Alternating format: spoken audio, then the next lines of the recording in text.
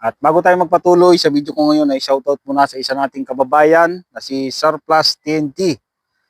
Shoutout from Jensan, Kuya Pin, kahit na lindol, fighting pa rin kami dito. Ayun, ingat kayo dyan mga kabayan. Malimit, napansin ko, malimit talaga dyan, banda dyan ng lindol. Kahit nga dito sa South Korea, balitang-balita dito sa South Korea, yung lindol na nangyari dyan sa lugar ninyo. Ingat kayo dyan kabayan at shoutout sa iyo. Siyempre, fighting pa rin. Siyempre, habang may approval, waiting pa rin tayo ng employer mga kabayan. Tsaga-tsaga lang sa paghihintay.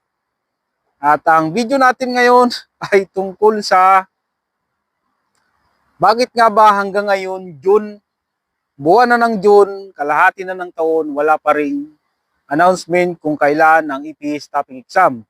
Wala pa ring announcement kung kailan ang registration para sa EPS topic exam. At ano nga ba ang dahilan nito? Kahit ako, hindi ko rin masabi. Siguro nandyan na yung posibleng dahilan na maaaring mababa nga yung quota ngayong taon. Pero, nagawan ko nga rin minsan ito ng video nang sabi nila ay 15K daw yung sa manufacturing ngayong taon. 15K. Ibig sabihin, 15,000 na katao na EPS factory worker sa manufacturing lang mga kabayan. Pinakamarami naman talaga sa manufacturing at syempre, paghahati-hatian niya ng 16 or 17 na bansa. Ayun. Ibig sabihin, kung pareho yung kukuha nila ng tao dun sa 16 or 17 na bansa na yan ay hindi pa aabot ng 1,000 yung kukuhanin sa bawat bansa na yan. Kasi 15K lang sa manufacturing. Pero, mas lamang talaga sa Pilipinas ang kinukuha nila na nilalagay sa manufacturing. Pero napakaliit pa rin. Kaya siguro yun yung isang dahilan kaya hindi muna sila magpapa-exam or wala muna silang announcement ng registration para sa EPS topic exam. At siguro ang isa pang dahilan dito ay sa dami pa nga ng naghihintay ng employer na hindi pa nasiselect ng employer dito sa South Korea.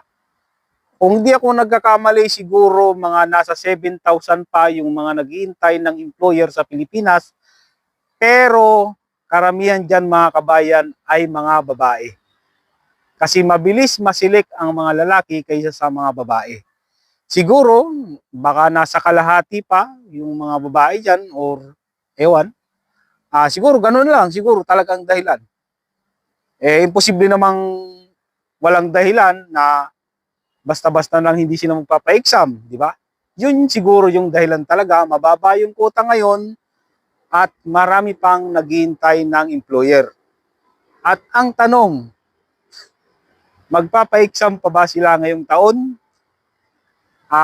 Para sa akin mga kabayan, dahil sinabi ko na rin nung nakaraang buwan sa isang video ko na malamang magkaroon ng EPS topic exam ngayong taon, pero sa nakikita ko parang 50-50 na mga kabayan.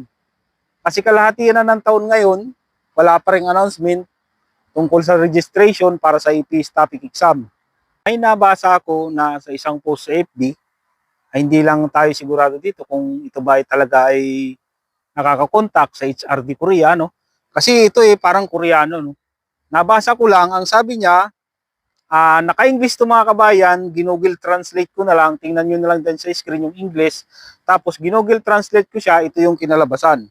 Kasi may mga kababayan tayo na parang hindi yata naintindihan ito, parang ang pagkakaalam ay magkakaroon daw ng exam ngayong taon. Pero walang makapagsabi mga kabayan kung magkakaroon ng exam ngayong taon, kahit ako hindi ko na rin masabi, basta ang magbibigay lang niya na HRD Korea. Basahin natin to. Mga aplikante ng EPS topic. Tinawagan ko ang HRD Korea, ang HRD sa Korea para itanong ang schedule mo ng EPS topic. At sabi ng namamahala, dapat daw ay Hulyo at Agosto. Dapat July daw or August ang test nila, pero hindi pwede. Ano ang dahilan? Baka yun nga binanggit ko kanina, na kukunti ang quota at marami pang naghihintay ng employer. Hindi raw pwede. Baka, pero hindi tayo sure doon. Sinabi ko mga kabayan na dahil HRD Korea lang ang nakakalam niyan kung ano talaga dahilan. Sabi pa, hindi niya alam kung kailan nila ibibigay ang pagsusulit ngayong taon. Pakisabi na lang sa iyo na maganda ng maayos para dito. Ayun na lang taga magawa natin. Maghintay ng registration para sa EPS topic exam at habang naghihintay kung kailan man ang EPS topic exam ay mag-aral muna mabuti mga kabayan kasi pinapahirap na nilang EPS topic exam at skill test at malamang dito baka magkabiglaan Siyempre ang nakakalamang dito yung laging nag-aaral ng Korean language, matyaga sa pag-aaral kasi pag nasurpresa kayo, halimbawa isang buwan na lang bago yung exam, saka kayo magkakandaw-gagang mag-aral ay malamang ay nasa 50-50 na papasa kayo sa EPS topic exam. Pero yung mga matsatsaga na laging nag-aaral, laging handa, ay yun yung mataas ang tsansa na pumasa sa EPS topic exam. Kaya habang naghihintay, magtyagang magbasa. Kahit magbasa lang kayo araw-araw. Magbasa ng Korean language vocabulary. Yun lang.